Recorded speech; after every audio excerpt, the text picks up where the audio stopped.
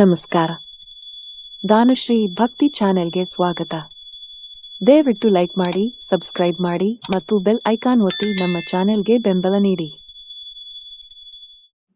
ಶ್ರೀ ಗಣೇಶಾಯನ್ಮ, ಶ್ರೀ ಸದ್ಗುರು ಸಾಯಿನಾಥಾಯನ್ಮ, ಶ್ರೀ ಸಾಯಿ ಸಚ್ಚರಿತ್ರೆ 38ನೇ ಅಧ್ಯಾಯ. ಅನ್ನದಾನ. ಬಾಬಾ ಅವರಿಂದ ಅಡಿಗೆ. ಭಕ್ತ ಪರೀಕ್ಷೆ. ಹಿಂದೂ ದೇವತೆಗಳಿಗೆ ಗೌರವ. ಭಕ್ತರೊಡನೆ ಊಟ, ಮಜ್ಜಿಗೆ. ಈ ಹಿಂದೆ ಬಾಬಾರವರ ಚಾವಡಿ ಮೆರವಣಿಗೆಯನ್ನು ವಿವರಿಸಿದ್ದೇನಷ್ಟೇ. ಈಗ ಬಾಬಾ ಅವರ ಅಡಿಗೆ ವಿಧಾನವನ್ನು ಹೇಮಾದ್ ಪಂತರು ವರ್ಣಿಸಿದ್ದಾರೆ. ಚರಣಾಶ್ರಿತ ಪರಪಹರರು, ಭಕ್ತೇಷ್ಟ ಸಂಪಾದನ ತತ್ಪರರು, ಸಕಲ ಜಗದಾನಂದಕರರೂ ಆದ ಶ್ರೀ ಸಾಯಿಬಾಬಾ ಅವರಿಗೆ ವಂದನೆಗಳು. ದ್ವೈತ ದಹನ, ಭಕ್ತ ಮನಮೋಹನ, ಭವ ಭಯಹರಣ ಮತ್ತು ಕರುಣಾಧನರಾದ ಸಾಯಿಬಾಬಾ ಅವರಿಗೆ ಜಯವಾಗಲಿ. ಅನ್ನದಾನ. ಬೇರೆ ಬೇರೆ ಯುಗಗಳಿಗೆ ಬೇರೆ ಬೇರೆ ಸಾಧನೆಗಳು ನೇಮಿತವಾಗಿವೆ. ಕೃತಯುಗಕ್ಕೆ ತಪವು, ತ್ರೇತಾಯುಗಕ್ಕೆ ಜ್ಞಾನವು, ದ್ವಾಪರಕ್ಕೆ ಯಜ್ಞವು, ಕೊನೆಯದಾಗಿ ಕಲಿಯುಗಕ್ಕೆ ದಾನವು ನಿಯಮಿಸಲ್ಪಟ್ಟಿವೆ. ದಾನಗಳಲ್ಲಿ ಅನ್ನದಾನವೇ ಶ್ರೇಷ್ಠವಾದುದು. ಮಧ್ಯಾಹ್ನದಲ್ಲಿ ನಮಗೆ ಊಟ ಸಿಗದಿದ್ದರೆ ತಳಮಳಗೊಳ್ಳುತ್ತೇವೆ. ಅದೇ ರೀತಿ ಸಕಲ ಜೀವರಾಶಿಗಳಿಗೂ ಸಹ ಅನುಭವವಾಗುತ್ತದೆ. ಇದನ್ನು ತಿಳಿದು ಯಾರು ಬಡವರಿಗೂ ಹಸಿದವರಿಗೂ ಆಹಾರವನ್ನು ನೀಡುವರೋ ಅವರೇ ಉತ್ತಮ ಧರ್ಮಿಷ್ಠರು. ಆಹಾರವೇ ಬ್ರಹ್ಮ. ಆಹಾರದಿಂದಲೇ ಸಮಸ್ತ ಜೀವರಾಶಿಗಳ ಸೃಷ್ಟಿಯಾಗಿರುವುದು ಮತ್ತು ಜೀವಿಸಿರುವುದು. ಅವು ಮರಣದ ನಂತರ ಅದೇ ಆಹಾರವನ್ನು ಪ್ರವೇಶಿಸುತ್ತವೆ ಎಂಬುದಾಗಿ ತ್ರೈತೇಯ ಉಪನಿಷತ್ತಿನಲ್ಲಿ ಹೇಳಲಾಗಿದೆ. ಮಧ್ಯಾಹ್ನದ ಹೊತ್ತಿನಲ್ಲಿ ನಮ್ಮ ಮನೆ ಬಾಗಿಲಿಗೆ ಅತಿಥಿ ಬಂದರೆ ಅವನನ್ನು ಆಧರಿಸಿ ಆಹಾರ ನೀಡುವುದು ನಮ್ಮ ಆದ್ಯ ಕರ್ತವ್ಯ. ಸಂಪತ್ತು ದಾನ, ವಸ್ತು ದಾನ, ಆಸ್ತಿ ದಾನ ಮುಂತಾದ ದಾನಗಳನ್ನು ಮಾಡಲು ವಿವೇಚನೆ ಇರಬೇಕು. ಆದರೆ ಆಹಾರದ ವಿಷಯದಲ್ಲಿ ವಿವೇಚನೆ ಅಗತ್ಯವಿಲ್ಲ. ನಿಮ್ಮ ಮನೆ ಬಾಗಿಲಿಗೆ ಮಧ್ಯಾಹ್ನದ ಹೊತ್ತಿನಲ್ಲಿ ಯಾರೇ ಬರಲಿ ಅವರಿಗೆ ಕೂಡಲೇ ಆಹಾರ ನೀಡಬೇಕು. ಕುರುಡ, ಕುಂಟ, ಹೆಳವ ಯಾರೇ ಬಂದರೂ ಅವರಿಗೆ ಮೊದಲು ನೀಡಿ ನಂತರ ಇತರರಿಗೂ ಬಂಧು ಬಳಗದವರಿಗೂ ಬಡಿಸಬೇಕು. ಅವರಿಗೆ ಮೊದಲು ನೀಡುವುದರಿಂದ ಬರುವ ಪುಣ್ಯ ಇನ್ನಿತರರಿಗೆ ನೀಡುವುದರಿಂದ ಬರುವ ಪುಣ್ಯಕ್ಕಿಂತಲೂ ಹೆಚ್ಚು. ಅನ್ನದಾನವಿಲ್ಲದ ಇತರ ದಾನ ಅಷ್ಟು ಶ್ರೇಷ್ಠವಲ್ಲ. ಅದು ಶಶಿ ಇಲ್ಲದ ನಿಶೆಯ ನಕ್ಷತ್ರಗಳಂತೆಯೂ, ಕಮಲವಿಲ್ಲದ ಸರೋವರದಂತೆಯೂ, ಸಹಧರ್ಮಿ ಇಲ್ಲದ ಸಂಸಾರದಂತೆಯೂ, ಕುಂಕುಮವಿಲ್ಲದ ಸುವಾಸನೆಯಂತೆಯೂ, ಪ್ರೇಮವಿಲ್ಲದ ಭಜನೆಯಂತೆಯೂ ಇರುತ್ತದೆ. ಆದ್ದರಿಂದ ಅನ್ನದಾನವೇ ಶ್ರೇಷ್ಠವಾದುದು. ಬಾಬಾ ಅವರು ಆಹಾರವನ್ನು ತಯಾರಿಸಿ ಎಲ್ಲರಿಗೂ ಹೇಗೆ ಹಂಚುತ್ತಿದ್ದರು ಎಂಬುದನ್ನು ಈಗ ನೋಡೋಣ. ಬಾಬಾ ಅವರಿಂದ ಅಡಿಗೆ. ಬಾಬಾ ಅವರು ತಮಗೆ ಬೇಕಾಗುವಷ್ಟು ಆಹಾರವನ್ನು ಭಿಕ್ಷೆ ಬೇಡಿ ತಂದು ಜೀವಿಸುತ್ತಾರೆಂಬುದನ್ನು ಆಗಲೇ ತಿಳಿಸಿದ್ದೇವೆ. ಆದರೆ ಅವರಿಗೆ ಮನಸ್ಸು ಬಂದಾಗ ಮೊದಲಿನಿಂದ ಕೊನೆಯವರೆಗೆ ತಾವೇ ಸ್ವತಃ ಅಡಿಗೆ ಮಾಡಿ ಮಸೀದಿಯಲ್ಲಿ ಇದ್ದವರೆಲ್ಲರಿಗೂ ಸ್ವತಃ ಬಡಿಸುತ್ತಿದ್ದರು. ಯಾರನ್ನೂ ಅವರು ಅವಲಂಬಿಸಿರುತ್ತಿರಲಿಲ್ಲ. ಯಾರಿಗೂ ತೊಂದರೆ ಕೊಡುತ್ತಿರಲಿಲ್ಲ. ಸ್ವತಃ ಪೇಟೆಗೆ ಹೋಗಿ ಪದಾರ್ಥಗಳನ್ನು ತಾವೇ ತೆಗೆದುಕೊಂಡು ಬರುತ್ತಿದ್ದರು. ಅವರೇ ಅರಿಯುತ್ತಿದ್ದರು. ಮಸೀದಿ ಅಂಗಳದಲ್ಲಿ ಒಂದು ಒಲೆಯನ್ನು ಹಾಕಿ ಉರಿ ಹೊತ್ತಿಸಿ ಅದರ ಮೇಲೆ ಹಂಡೆ ಇಟ್ಟು ಅಳತೆಯಾಗಿ ನೀರು ತುಂಬಿ ಆಹಾರ ಪದಾರ್ಥಗಳನ್ನು ಕುದಿಸುತ್ತಿದ್ದರು. ಮಸೀದಿಯಲ್ಲಿ 2 ಹಂಡೆಗಳು ಇದ್ದವು. ಒಂದು ದೊಡ್ಡದು, ಮತ್ತೊಂದು ಸಣ್ಣದು. ದೊಡ್ಡದರಲ್ಲಿ 100 ಜನರಿಗೂ, ಚಿಕ್ಕದರಲ್ಲಿ 50 ಜನರಿಗೂ ಸಾಲುವಷ್ಟು ಆಹಾರವು ತಯಾರಾಗುತ್ತಿತ್ತು. ಕೆಲವು ಸಾರಿ ಬರೀ ಅನ್ನ, ಕೆಲವು ಸಾರಿ ಮಾಂಸ ಮಿಶ್ರಿತ ಪುಲಾವು ತಯಾರಿಸುತ್ತಿದ್ದರು. ಕೆಲವು ಸಾರಿ ಅನ್ನದ ಗಂಜಿಗೆ ಗೋಧಿ ಹಿಟ್ಟನ್ನು ಮಿಶ್ರಣ ಮಾಡಿ ಹಸಿಮೆಣಸಿನಕಾಯಿ ಅರೆದು ಹಾಕಿ ಅಂಬಲಿ ತಯಾರಿಸುತ್ತಿದ್ದರು. ಆಹಾರವು ಸರಿಯಾಗಿ ಬೆಂದಿದೆಯೋ ಇಲ್ಲವೋ ಎಂದು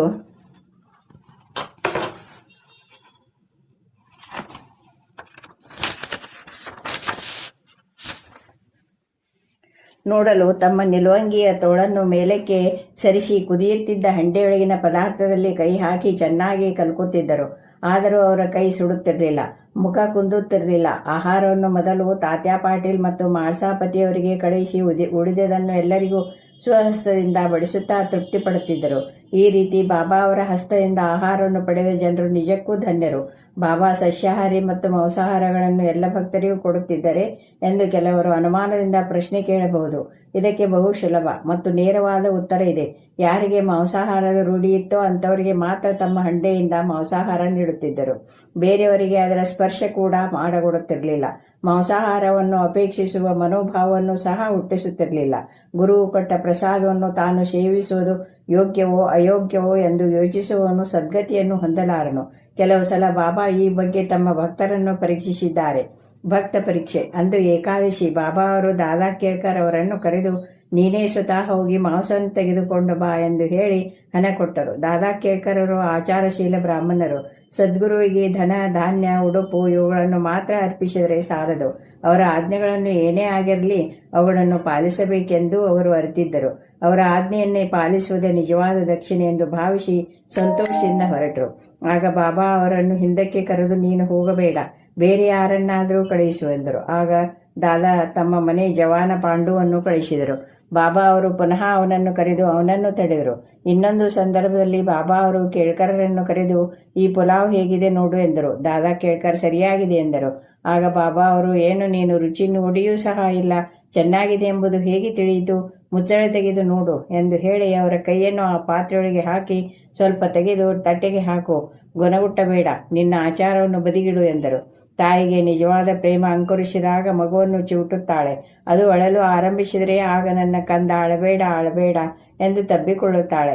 ಹಾಗೆಯೇ ಬಾಬಾ ಅವರಲ್ಲಿ ನಿಜವಾದ ಮಾತೃಪ್ರೇಮ ಅಂಕುರಿಸಿ ಕೇಳ್ಕರ್ ಅವರನ್ನು ಕೀಟಲೆ ಮಾಡಿದರು.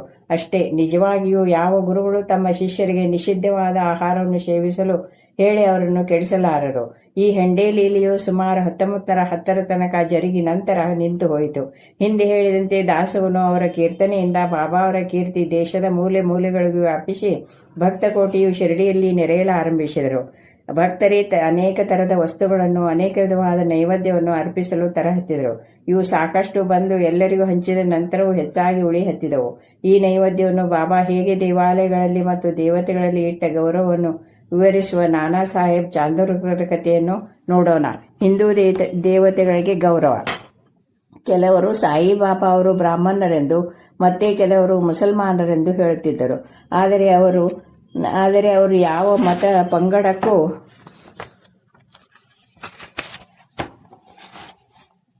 ಸೇರಿರಲಿಲ್ಲ. ಅವರು ಯಾವಾಗ ಜನ್ಮ ತಾಳಿದ್ರು, ಅವರ ಮತ ಯಾವುದು, ಅವರ ಮಾತಾಪಿತೃಗಳು ಯಾರು ಎಂಬುದು ಯಾರಿಗೂ ಗೊತ್ತಿರಲಿಲ್ಲ. ಅದು ಈಗಲೂ ಗೊತ್ತಾಗಿಲ್ಲ. ಕಾರಣ ಅವರು ಬ್ರಾಹ್ಮಣ ಅಥವಾ ಮುಸಲ್ಮಾನರು ಎಂದು ನಿಶ್ಚಿತವಾಗಿ ಹೇಳಲು ಸಾಧ್ಯವಿಲ್ಲ. ಅವರು ಮಹಮ್ಮದೀಯರೆಂದು ಅನ್ನುವುದಾದರೆ ಅವರು ಯಾವಾಗಲೂ ಅಗ್ನಿಕುಂಡ ಉರಿಸುತ್ತಿದ್ದರು.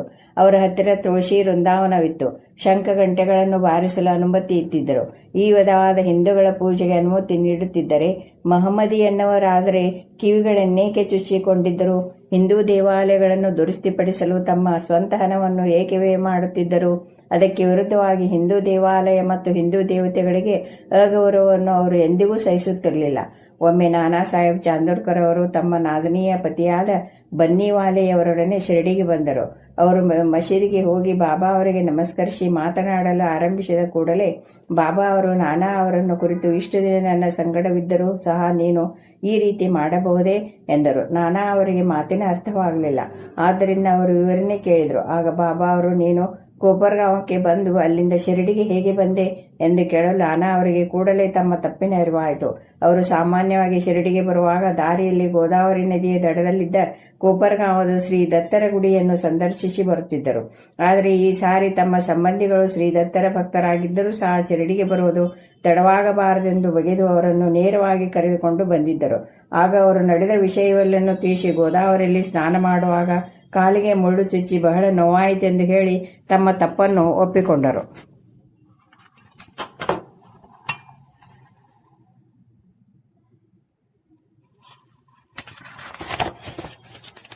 ಆಗ ಬಾಬಾ ಅವರು ಅದೇ ತಕ್ಕ ಶಿಕ್ಷೆ ಎಂದು ಹೇಳಿ ಮುಂದೆ ಎಚ್ಚರಿಕೆಯಿಂದ ಇರಲು ಹೇಳಿದರು. ಭಕ್ತರೊಡನೆ ಊಟ. ಈಗ ಪ್ರಸಾದ ವಿನಿಯೋಗದ ವಿಚಾರ.